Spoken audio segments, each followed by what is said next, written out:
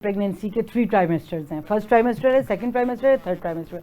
First trimester में baby का brain की डेवलपमेंट होती है, सही। उनका ब्रेन बनता है। और ये फीमेल्स ये समझती हैं कि बस कोई टमी तो नज़र नहीं आ रहा तो कुछ भी नहीं है, तो वो अपनी नॉर्मल रूटीन के काम वैसे ही भाग भाग के कर रही होती हैं। लेकिन चेंज आ रहा होता है जिस वक्त आपको पता चलता है। ये बात साइंस ने अब बताई है, हमारे कुरान पाक में 1400 साल पहले ये बता दिया गया था कि जिस वक्त आपको पता चलता है कि आप प्रेग्नेंट हैं, 1 घंटा गुजरा है, बेबी की बैकबोन बन चुकी होती है। सुभान अल्लाह। देखिए कितनी बड़ी बात है ये। तो डे बाय डे जब आपको पता चलता है आप प्रेग्नेंट हुए हो, तो डे बाय डे इतनी मल्टीप्लिकेशन सेल्स की तेज़ी से होती है कि फर्स्ट ट्राइमेस्टर के अंदर ब्रेन बनता है और पूरा स्ट्रक्चर डिसाइड हो जाता है। यहाँ पे ईयर, यहाँ पे आई, यहाँ पे ये, और जेंडर भी। बहुत से ये भी, इसमें भी एक मिथ है, बहुत सी लोग आ कहते हैं 4थे महीने में पता चलता है लड़की है कि लड़का वो तो है। पता चलता है ना, लेकिन हो चुका होता है। डिसाइड डे फर्स्ट से हो जाता है। Exactly. जब ज़ाइगोट और ओवम मिलते हैं तभी पता चल, जब ज़ाइगोट बनता है तभी पता चल जाता है कि ये जो जेंडर है इनका फी है कि मेल। और यही चेंजिंग आते हैं एनाटॉमिकली जो पेशेंट में, और मूड्स में जो आते हैं वो मैं आपको बता चुकी हूँ। जी, तो डॉक्टर समीना, जैसा आपने फर्स्ट ट्राइमेस्टर के हवाले से बताया, सेकंड ट्राइमेस्टर के हवाले से भी गाइड कीजिए कि इसमें जो है वो ग्रोथ कहाँ तक पहुँचती है। जब सेकंड ट्राइमेस्टर स्टार्ट होता है तो स्ट्रक्चर तो बन चुका होता है, अब स्ट्रक्चर की डेवलपमेंट होती है। और जितनी भी कॉम्प्लिकेशंस आती है ना, कि अगर एमनियोटिक फ्लूइड कम हो गया, गेस्टेशनल डायबिटीज़ हो गई, हाइपरटेंशन हो गई, या थायराइड का कुछ हो गया, ये भी इसी मंथ्स में आता है। कहते हैं कि ये जो मंथ है ना, वैसे तो सेफ जोन है, फर्स्ट जो है वो थोड़ा सा है, थर्ड जो है सेकंड सेफ जोन है, लेकिन इसमें कॉम्प्लिकेशंस भी बहुत ज़्यादा सामने को आती हैं।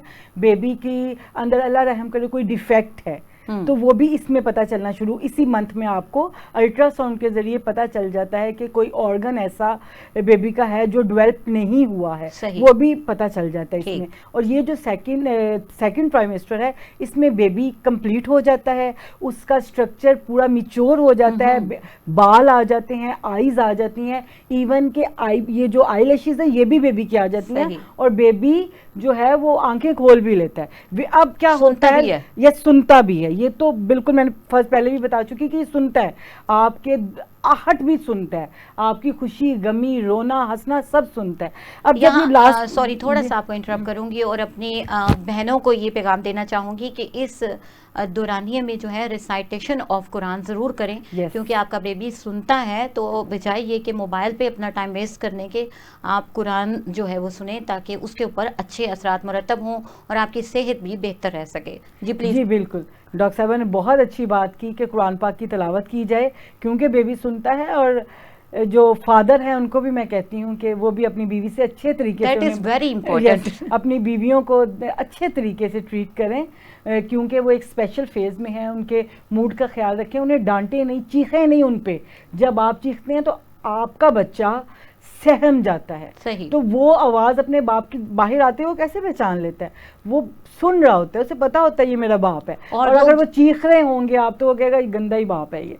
तो दूसरा ये कि वो बच्चे, ये बहुत सीरियस पॉइंट है कि अगर देखा जाए तो वो बच्चे बहुत ज़्यादा साइकोलॉजिकल डिसऑर्डर्स में मुब्तला हो सकते हैं, वो पैदाइशी तौर पे स्ट्रेस लेके आ सकते हैं, इस किस्म की बहुत सारी जो हैं वो कॉम्प्लिकेशंस आ सकती हैं। अच्छा होना चाहिए। तो जब लास्ट सेकंड ट्राइमेस्टर खत्म होता है, अगर देखें, आपने सुना होगा कि डिलीवरी हो जाती है 27 पे बेबी पैदा हो जाते हैं, प्री मिच्योर बेबी यही होते हैं। जो प्री मिच्योर डिलीवरी होती है उसमें बेबी अलाइव रहते हैं, सर्वाइव कर जाते हैं। इट्स मीन के सेकंड ट्राइमेस्टर पूरा होते होते बेबी कंप्लीट है। अगर वो पैदा हो जाता है तो सरवाइव करता है। अब थर्ड ट्राइमेस्टर में क्या होता है कि बस बेबी ने वेट गेन करना है। सही। सारे काम जो है वो ग्रोथ हो जाए, हेल्थी ये बिल्कुल। उसके बाद उसकी बोन्स जो है वो वेट लेती हैं, और बेबी वेट लेता है, अपनी पोजीशन को फिक्स हो जाती है लास्ट ट्राइमेस्टर के अंदर कि पोजीशन क्या रहनी है, उसका वेट क्या रहना है, और जो सेकंड है वो उसमें तक ग्रोथ कंप्लीट हो जाती है। अच्छा डॉक्टर समीना, आप ही से बात करती हूँ इस हवाले से कि प्रेगनेंसी में कुछ एहतियातें बहुत ज़रूरी होती हैं, किन चीज़ों की एहतियात करनी चाहिए? ये तो बस फेजेस चलते रहते हैं और ट्राइमेस्टर भी पूरे होते हैं, लेकिन ये कि कुछ एहतियातें होती हैं, जैसे बहुत सारा ये देखा जाता है कि मिसकैरेज हो जाते हैं अर्ली प्रेगनेंसी में। ये चीज़ें देखने में आती हैं कि अक्सर ऐसा होता है कि कैरी नहीं कर पाती हैं और ये चीज़ होती है। तो ये क्या है और कौन सी एहतियातें करनी चाहिए कि जिससे इस चीज़ से बचत हो सके? बहुत अच्छा क्वेश्चन है, जिससे बहुत ज़्यादा फीमेल को बहुत रहनुमाई मिलने वाली है। अर्ली प्रेगनेंसी मिसकैरेज की शरह बहुत बढ़ती जा रही है। बच्चियां जब प्रेग्नेंट होती हैं तो उन्हें पता नहीं होता कि उन्होंने क्या करना है। तो सबसे पहले तो ये है कि वो वज़न बहुत उठाती हैं। किसी लोगों के घर जो है वो सेकंड फ्लोर पे, थर्ड फ्लोर पे, भाग के ऊपर गई, कपड़े उतार के ले आए, स्टेयर्स चढ़ रही हैं, ऊपर आ रही हैं, जा रही हैं, आ रही हैं, जा रही हैं, फिर कपड़े धोने गई। उनके ऊपर प्रेशर भी होता है। हाँ, वो घर वालों का प्रेशर है। एग्जैक्टली। तो फिर पेशेंट्स कहती हैं डॉक्टर साहब मैं तो ऊपर ही रहती हूँ, मैं क्या करूँ? मैं उन्हें कहती हूँ कि आप स्टेयर्स चढ़ें ज़रूर, बट ऐसे चढ़ें जैसे स्टेयर्स थक गई हैं, जैसे डर नहीं है या आप 70 इयर्स के हो गए हैं। आहिस्ता आहिस्ता पकड़ के चढ़ें, आपके कुछ नहीं खराबी आती है आपको। कि लो लड़कियां चाहती ना हम यंग है, ऐसे भाग के जाए, पता चले जी बड़ी एनर्जी है। तो सबसे पहले आपने सफ़र नहीं करना, अगर आपके डॉक्टर ने आपको नहीं कहा। किसी की शादी है, कहीं दूर आपने जाना है अफसोस के लिए, तो डिलीवरी से फ्री होके चली जाइएगा। सफ़र से आप करें।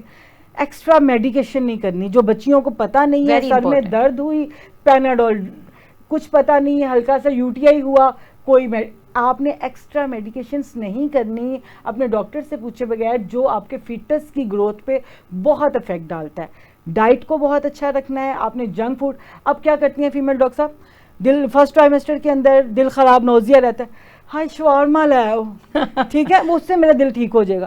बहुत सी मैंने फीमेल पेशेंट्स देखी हैं, उन्होंने अपने घर में वो सॉफ्ट ड्रिंक्स जो हैं, जितनी भी बोतलें हैं, ज़रा सा दिल ख़राब हुआ, ये सब बेबी के लिए सख्त नुकसानदेह हैं। आपको थोड़ी देर के लिए आपको लगता है आपका नोजिया ठीक हुआ, दिल ठीक हो गया आपका, लेकिन आपकी फीटस की ग्रोथ बहुत, और जब आप ये गलत चीज़ें ऊपर नीचे खाते हो तो आपका मिसकैरेजेस के नुकसानात होते हैं। ना सिर्फ ये, बल्कि बच्चे की ग्रोथ का, जैसे आपने बताया, बिल्कुल उसके किडनीज इतने नाजुक होते हैं जो अभी डेवलपमेंटल फेज में होते हैं, और वो कार्बोहाइड्रेट जो आप उसको इतने हैवी देते हैं सॉफ्ट ड्रिंक्स की सूरत में, तो वो तो डैमेज करते हैं, वो डैमेज करते हैं। ये एहतियात करनी चाहिए सफ़र करने से, खाने पीने से, एक्स्ट्रा मेडिसिन लेने से, और हस्बैंड वाइफ रिलेशन से भी फर्स्ट ट्राइमेस्टर में एहतियात करनी चाहिए और लास्ट ट्राइमेस्टर तक। उसके बाद आ जाता है आपकी टेस्ट का तुम्हें क्वेश्चन करना। जी जी बिल्कुल, हम करते हैं ये क्वेश्चन भी। पहले ये हो जाए कि जैसे कि अक्सर आपने देखा होगा कि बड़े बूढ़े जो हैं बहुत ज़्यादा ये कहते हैं जी खूब खाओ पियो, खाते जाओ, बस खाते जाओ, खाना चाहिए खूब ज़्यादा। क्या आप इससे एग्री करती हैं? हमारी जो फीमेल्स हैं उनको, हमारी बहनों को गाइड करें कि क्या वाकई बिला मुझे बगैर सोचे समझे बस खाते ही रहना चाहिए? हाँ जी, कुछ फीमेल तो इस पीरियड को ऐसे इंजॉय करती हैं जैसे वो मीना बाजार पे आ गई हैं, जैसे उनको जो दिल चाहे वो खा जाए। ऐसा बिल्कुल नहीं है। जैसे मैंने अभी आपको बताया कि आपका जब लास्ट ट्राइमेस्टर होता है फ्रीक्वेंट मील्स, तो उसमें आपका स्टमक का साइज छोटा हो गया। सही। आपको थोड़ा थोड़ा खाना है, बार बार खाना है, हेल्दी खाना है, ताज़ा बना के खाइए, फ्रीज किया हुए खाने को निकाल के मत खाइए, ताज़ा बनाइए, थोड़ा बनाइए और थोड़ा थोड़ा खाइए, तो आपका हेल्थ, आपके फिटनेस की हेल्थ अच्छी होगी। लेकिन अगर आपने कहा कि अभी मेरा मूड था तो मैंने बर्गर खा लिया, थोड़ी देर के बाद आप मलाई बोटी ले आइएगा, फिर उसके बाद हम रोस्ट खाएंगे, तो फिर ऐसा बहुत सारी जो फीमेल्स हमारी सुन रही होंगी बहनें, हाँ, उनका उस वक्त दिल चाह रहा होगा कि वो ऐसा कर ही लें। तो ऐसा नहीं करना जी, ये आप ज्यादती कर रही हैं अपने फीटस के साथ। सही। आपको थोड़ा खाना है, हेल्दी खाना है, बार बार खाना है। अच्छा डॉक्टर साहब, बात हो रही है एहतियात की, तो कुछ फ्रूट्स होते हैं ऐसे कि जो बिल्कुल मना कर दिया जाता है कि ये फ्रूट नहीं खाना, कुछ ऐसे फ्रूट्स होते हैं, कुछ ऐसे फ्रूट्स होते हैं जो लाजमी खाने चाहिए, इस हवाले से थोड़ा सा बताएं, कुछ ऐसी खुराक के हवाले से। जी, उसमें जो फर्स्ट ट्राइमेस्टर होता है ना, उसमें अर्ली मिसकैरेजेस की वजह होती है, तो पपीते के हवाले से पपीते के हवाले से कहा जाता है कि उसके अंदर एक एंजाइम ऐसा है जो आपकी अर्ली प्रेगनेंसी को ख़त्म कर सकता है। लेकिन मैं पेशेंट्स को कहती हूँ खाओ ही ना, क्या करना है खा के। Exactly, क्या फर्क क्या पड़ता है? फर्क पड़ता है। और उसके बाद है पाइन एप्पल है, पाइन एप्पल को भी नहीं खाना चाहिए। सही। और जैसे आपको ऐसी फ्रूट्स जिसमें विटामिन सी है, सिट्रिक एसिड है, वो आपके और जो आपको आयरन अच्छा करें, ठीक है, वो फ्रूट्स जरूर लेने चाहिए। जैसे आजकल जामुन आया हुआ है, बिल्कुल, ठीक है, जामुन आपको पता है उसके कलर से ही देख लेना चाहिए आप सब बहनें, हाँ, जितना बहुत काला important। होगा ना फल उसमें उतनी आयरन होगी। सही। अभी फालसे गुजरे हैं रिच, अब जितनी मेरे पास पेशेंट थी प्रेगनेंसी की, उनको मैंने कहा फालसों का जूस बनाओ और पियो। बेहतरीन है, उनकी वो जो घबराहट है और घबराहट ठीक होगी, आयरन UTI ठीक नहीं होगा, होगा। यूटीआई नहीं होगा, ठीक है। उसके बाद जामुन आया है, वो जैसे आजकल चेरीज आई हुई हैं, ये भी ये अच्छी हेल्दी डाइट है, हार्ट के लिए बहुत उनके अच्छा है। मैंगो है वो खाएं, बस मैंगो का ये मैं आपको कहूंगी उसको बैठ के 1 किलो नहीं खा लेनी एक वक्त में। एग्जैक्टली, ठीक है,